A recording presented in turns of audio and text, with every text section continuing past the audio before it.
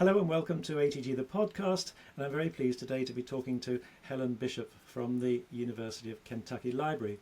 So Helen, are you from Kentucky? I am. I was born and raised in central Kentucky in a small town called Loretto. And you've been at Kentucky, you studied English at Kentucky University?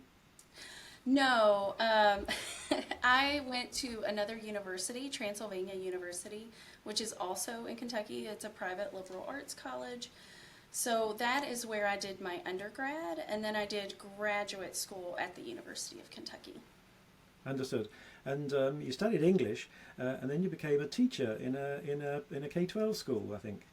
Yes, I did. I was a high school English teacher here in Kentucky, and I really enjoyed that work. It was amazing. And really, it was that path that sent me to libraries eventually. But when I was a high school English teacher, so I was very young. I was in my early 20s when I started that career. And I'll have to say, I learned so much from my students about teaching and about learning and creativity. And so, an example from that time that has really kind of carried with me even now in libraries, I had to teach Romeo and Juliet, which is really common in curriculum here in the state of Kentucky. And at the end, they had to do a project where they had to analyze the text and they had to reflect on the text.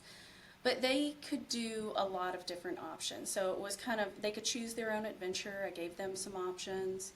And then I gave them a rubric of what I expected and what I was assessing.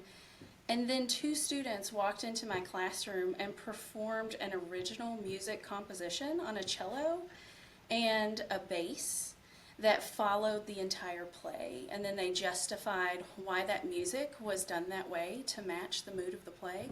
And there was a moment when I was like, well, am I the teacher in this scenario? Because I feel like I'm learning a lot more than maybe I gave to them. So I really enjoyed that work, and every day was like that. It was always something different. It was never like every day was very regimented.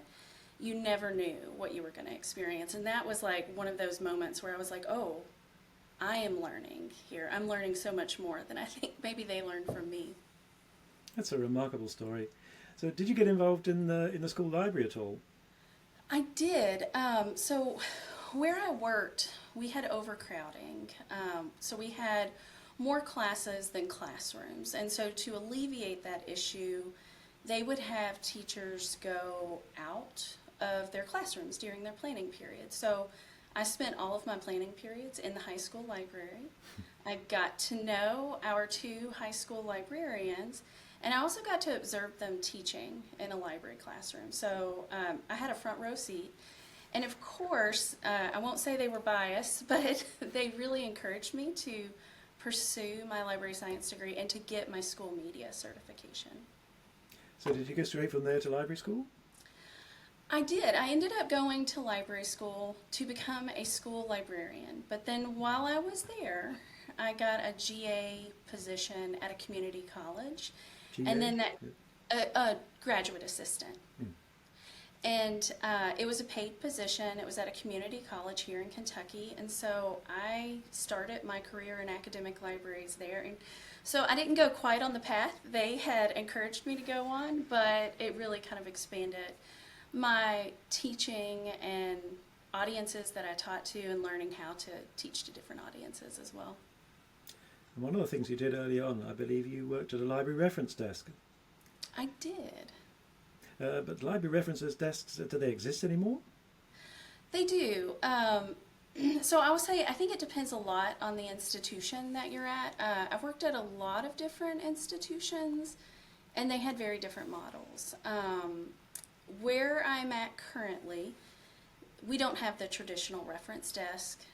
In fact, it was prior to my arrival at the University of Kentucky. It was combined into the single service point at our circulation desk. So we have an Ask Us desk down there.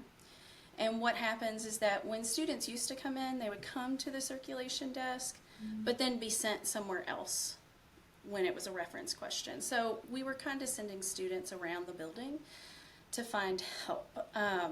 When they combined it, their needs were met at the desk. They triaged the questions. And anything that became more specific or nuanced, now they refer those out to our liaison teams, which are discipline specific. So that encourages more of those one-on-one consultations and those teaching opportunities within the reference consultation. So this might explain your job title is Liaison Coordinator. So please tell me what that is. So I'm the coordinator of Liaison Services, and to that end, we provide a lot of services as liaisons. So we have 4 main areas. We have teaching and learning. We have also research services. So that's where those like research consultations come in, not necessarily in the hours you sit at a reference desk, but in the consultations and the actual contact that you have with students. We also do scholarly communication work, and then of course a big part of being able to do those 3 things is our ability to do outreach and engage with the community on campus and beyond. So I coordinate those services. I facilitate like those different liaison teams meeting.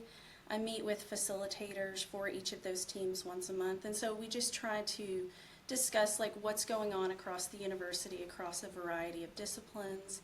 And we work together to say, okay, what works, what doesn't, what could be improved, and then we take that information back and we look at our services and we ask, how can we better serve our students, our faculty, and all of our patrons? So you're working currently in a public estate university, but you've also worked in, or you've been involved with private institutions. Is it the same kind of organisation in both? So I will say the work is very similar, but the organization and how that work gets carried out is different. So to frame this, to provide context, I worked at private liberal arts colleges that were FTEs of 2,000 or less, which is considerably smaller than an R1. And when I was there, I really enjoyed, you get to know a large volume of students on a very personal level. And because of that, like, you're able to better, I think, in some ways understand what their direct needs are as an individual student. So it helps you build those instructional programs and services. In that smaller setting, it was not really unusual to be sitting on a committee with your university president, your provost, department chairs. So I'll say from an outreach standpoint and an advocacy standpoint, that made it a lot easier because you had your administration sitting on a committee with you. Now, with that said, at a larger university, one thing that I found, I was at a few different ones. So I mentioned community college. I was also at a mid-size public institution, and now I'm at an R1 at the University of Kentucky. And in my experience, typically these public universities that I have been at have had more consistent and stronger funding and resources. So there was more stability when it came to resources and funding. But I will say, because the volume of students is so much larger, your ability to engage with a large ratio of your FTE goes down. So that's something I miss, but I will say that because I'm at an R1, we're a land grant institution at the University of Kentucky, and what that means is we serve all of campus, but we also serve our entire state. And so because of that, I can see like the library impact that goes beyond campus when we work with extension faculty who work with all 120 counties in the state. And I think that's important, that that depth and kind of like width of reach that we have across the state. And something that we've been doing more recently is engaging more directly with K-12 partners in the community. So the ability to see that type of reach is different than what I had at smaller private universities versus here at the University of Kentucky. So there are things that are incredibly positive. There are things that are like, ooh, I have to adjust and rescale how I approach this work. But overall, like, the work I've done hasn't really changed. Like, information literacy looks very similar in all of these different environments I've been in. But you mentioned at a recent presentation at the Charleston conference that a lot of your students get some kind of public assistance. hmm Yeah, so we have students from a lot of different backgrounds at the University of Kentucky, so there's not like one typecast that we could say, yeah, this is what all students are. But we do have students from all 50 states, over 100 countries. We also have students from all 120 counties here in the state of Kentucky. And 97% of those students receive some form of financial aid. So whether that's in federal dollars, whether that's in other scholarships, so they're receiving some type of financial aid. And this year, for our incoming first year class, over 25% of them were also first generation college students. That's quite impressive. That's an interesting statistic. So does that mean that the library, do you think, gets more involved in the process of learning and the kind of mechanics of learning? I think there's definitely opportunity for that, and we have a partnership right now with it's our CARES partnership. It's a first generation program here at the University of Kentucky.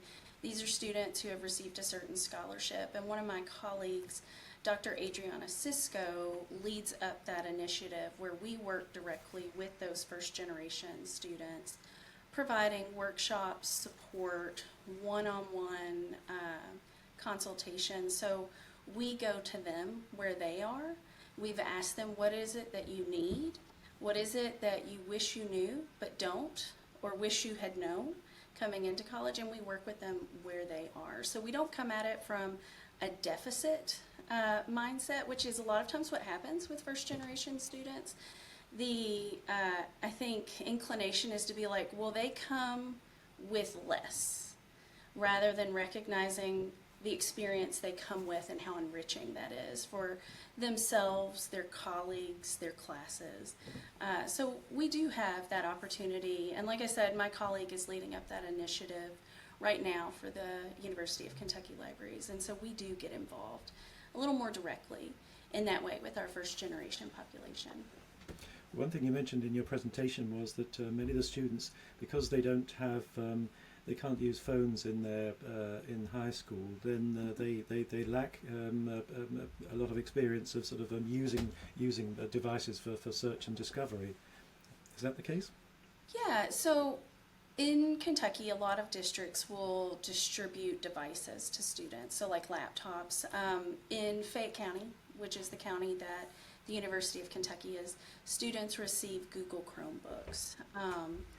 And as with many school districts, those devices are subject to pretty strong firewalls because you are dealing with minors from preschool all the way to seniors in high school.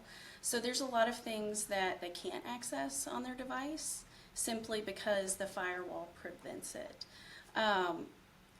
The other case, like you mentioned with mobile devices, this is recent legislation in the state of Kentucky where students are not allowed to have mobile devices in the classroom, and this is a state law. So they don't have a mobile device, which theoretically doesn't have that type of firewall on it from the school district, so they can't use that to access maybe certain platforms, like especially AI. Like my children are both in Fayette County schools. Neither of them can access large language models, for example, on their school issued device. Those are things that are blocked. But they also can't use their personal device to experiment with that in class either. So a lot of instruction that would happen around it would be kind of in theory, because students don't have direct access to platforms. They might evaluate or talk about it, but they don't get necessarily hands-on experience with it unless the district purchases a subscription to a resource, which they have for some things, like for writing feedback. There are some tools that the district has purchased.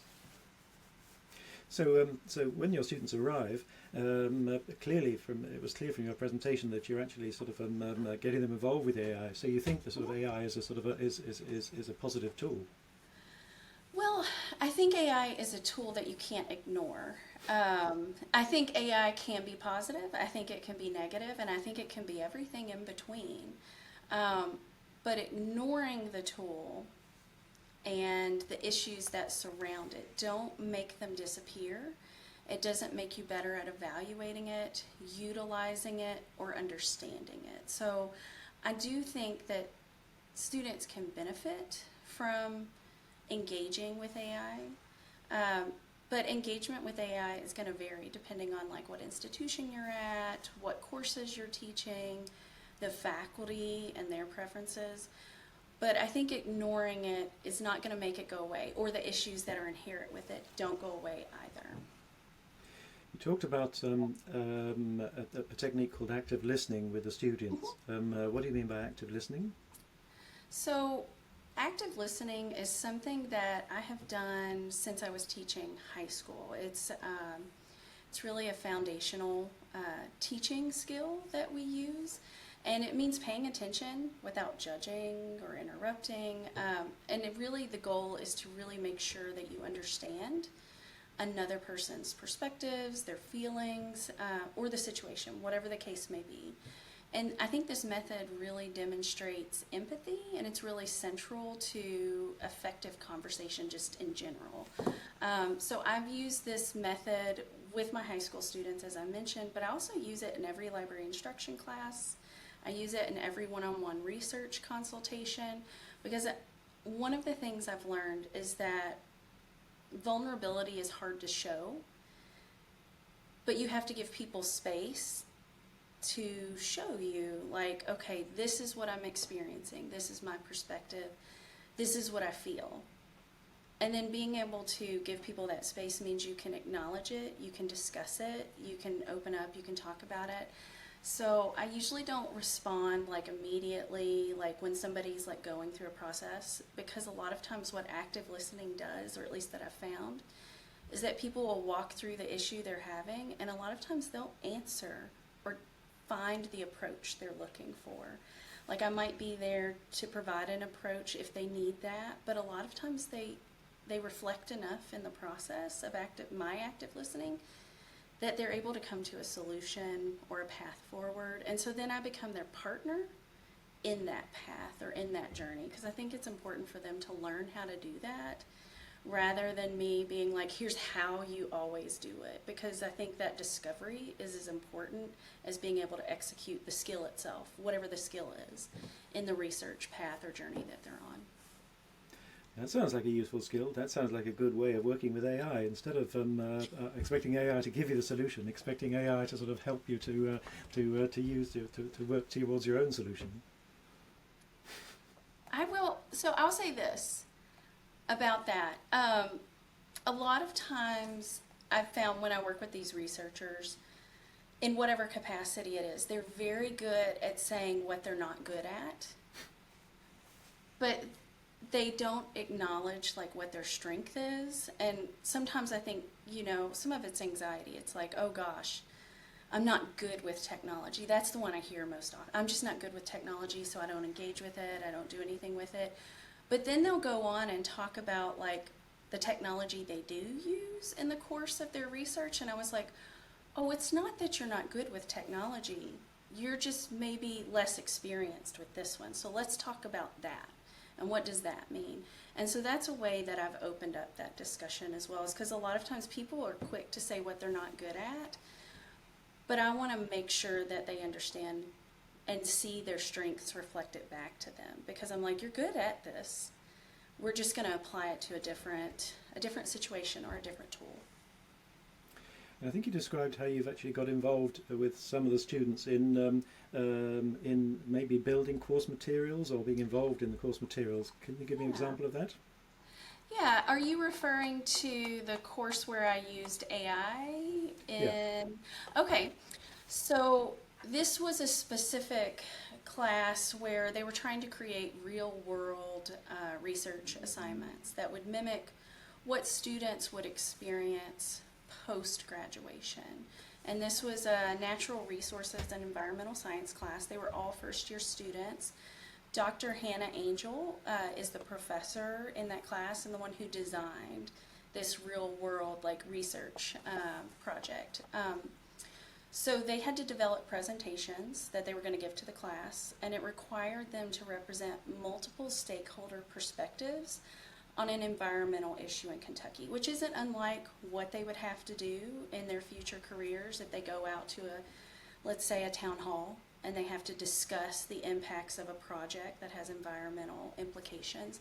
So they had to be able to access scholarly literature for that and studies to represent like a scientist or a scientific perspective. But because their audience was the community, they also had to be able to represent like industry perspectives. They had to be able to represent politics. They had to be able to represent like community members who like live or reside in a community that would be impacted by the environmental issue. And so doing that required a fair amount of open web researching, because we were also looking within the scope of Kentucky. So it was a very kind of narrow lens. And I knew right away that they were going to have to be able to evaluate AI critically, because they were going to stumble across a lot of that type of content. So one of the things I did is I pulled a lot of resources for them to evaluate, but I also created an AI-generated podcast on the tree of heaven, which is an invasive plant species in the state of Kentucky. It's like #1 on the list. So I created an AI-generated podcast that was one of the sources, and they had to evaluate all these different sources. They used lateral reading, they used the SIFT method, and I wondered, I was like, are they going to pick up on this AI-generated content? Because I didn't give them the framework and say, oh, this is created by AI, because part of their job is to be able to recognize those types of information sources, because we don't always get told when something is AI generated. And the students were able to identify it pretty quickly, and it was because they had so much experience with listening to podcasts. They were like, we don't have an issue with the content. We think the content was accurate. But they never said who they were, what the name of the podcast was, and they were like, that is not how a podcast rolls. And then the other thing they mentioned is they were like, the speakers seemed believable, but they were like, podcasts are more like discussions and they're more organic, and they were like, the scripting was way too tight for that to not be AI. So they brought like their experience and their immersion in podcast culture to the evaluation. And so they were able to break it down and be pretty nuanced with it. And I think in that situation, some people might have looked at it and said, well, what do first-year students in college really know about academic research? And it turns out they were able to apply their experience in popular culture with podcasts in an academic context, which they then used for evaluating resources for their presentations. And they did a very good job with it. Like, they blew me away. And that's what I mean by, like, students always teach me more, teach me more, and make me better at being a teacher. Because when you set the bar high and you let them explore and you let them walk through that process, like if you just actively listen to them, they figure out a lot when you give them the proper tools to go along that path. So they did a great job with it, and they were just like, oh wow. They were like, that was a really good podcast. But, you know, they were like, that was really good. It was almost too good. Is this what it's always going to be like? And then it opened up a whole discussion in the class of like, what can AI outputs look like? Why can they be problematic? What are ways that you can evaluate it? And so they talked about the lateral reading and the SIFT method. And I mean, that was the win. They walked away with stronger skills. Now, will they be able to capture every single AI output? Maybe not, but they have tools that are going to better prepare them for that in their personal life, but then also in their academic research. And that was the great thing about Dr. Angel's assignment, is it required them to do both. So that sounds like a great sort of fundamental principle of AI literacy. Are you setting out to teach AI literacy to your students? Well, when faculty allow it, so at the University of Kentucky, faculty have a lot of flexibility in what is or isn't allowed in their teaching, in terms of like what students can use to meet course assignments or objectives. So across the university, it varies widely. Like some faculty encourage or require its use, others completely forbid it. When I sit down with faculty who reach out for instruction, that's one of the first questions I ask is like, what are your parameters or guidelines with AI? And if they say, I absolutely forbid it, one of the things I say is, what about critical evaluation and critique? So like if it's not allowed in the creation of the assignment, something I might suggest is, what about critiquing and evaluating an AI output? Because what AI really I'm starting to see, it requires a very close critical thinking and critique, maybe more so than other forms of information that we have been evaluating until this point. And because it requires so much more nuance, I was able to see in that course where they weren't allowed to use AI to create the assignment or the presentation, they were able to better evaluate just basic websites that they came across to support their topic. And in fact, one of the students was like, hey, I'm looking at this website. It's a government website, but there's some really biased language on it. Do you think reputable websites can go through cycles of credibility? Like, that was a student asking me that. And I said, well, what do you think? Let's talk about that more. And I think that is something that is helpful with engaging with AI, is because sometimes it makes students think or evaluate in ways they wouldn't have otherwise. And I think that's valuable. And I think that's a skill set that it's an information literacy skill to be able to critique and evaluate information. And it's not a bad thing for them to do that with an AI output and to really think about, like, well, who created this? What does this reflect about society? If it's not a single individual or organization, what does that say about the information it's using? And I think that's a much more nuanced critical evaluation skill than just looking at a basic website in isolation of like an AI output. That's touches on credibility, which perhaps we'll come back to later. You mentioned in your talk that you've adopted some tools. I think you mentioned Cite, which is a citation evaluation tool. Do these kind of tools, do you suggest them, or do the students come to you saying we're using them, or do the faculty sort of come to you with ideas? How do they get implemented? So with Cite, it was something where we had faculty reach out and ask if we had subscriptions to these resources. At the time, we didn't. And there was interest in this particular tool, and this was brought to us by faculty. But before just subscribing to it and adopting it, we were like, well, we need to gain some broader feedback. What is it that faculty actually want? And so we reached out to our Center for the Enhancement of Learning and Teaching. It's called CELT for short. And we worked with them to set up a session with Cite where they presented what Cite was, how it worked, how it functioned, the information that Cite pulls on through their negotiated contracts with specific publishers and databases. So we set that up. We had faculty attend it. It was well attended, and then we asked for feedback.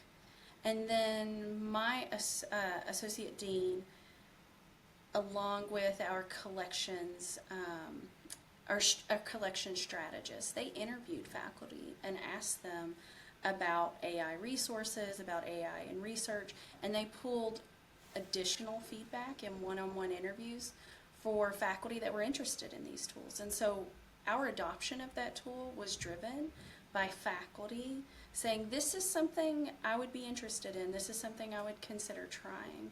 So it wasn't just, okay, let's go out and find the most recent tool that's out on the market. It was driven by what our patrons said they wanted to try and what they felt comfortable with. So we started that discussion with, what is it that you need? How can we meet that need? What do you feel comfortable with? And then that's how we were able to make that decision. It sounds like you've been involved in a similar kind of evaluation. I was interested. You co-authored a paper earlier this year on open educational resources, talking about peer review. So, what was that paper about? So that was something I did with my colleague Todd Seguin at Western Kentucky University, and that was part of a statewide initiative where we were looking at how do we make college more affordable, and one of the ways you can do that is through open access resources. And specifically, we were looking at textbooks. So the scope of that paper was really specific to textbooks and understanding what open access textbooks could do for students in terms of affordability, in terms of access. One of the things that we learned through the course of our work across the state is that students can't afford their textbooks. This isn't new, this isn't novel, that's true across a lot of universities. But things that were interesting to find is that students did not take courses or would change their major as a result of textbook costs. And so we really wanted to look at and dive into, like, why don't more professors use open access textbooks? What is the barrier to that adoption?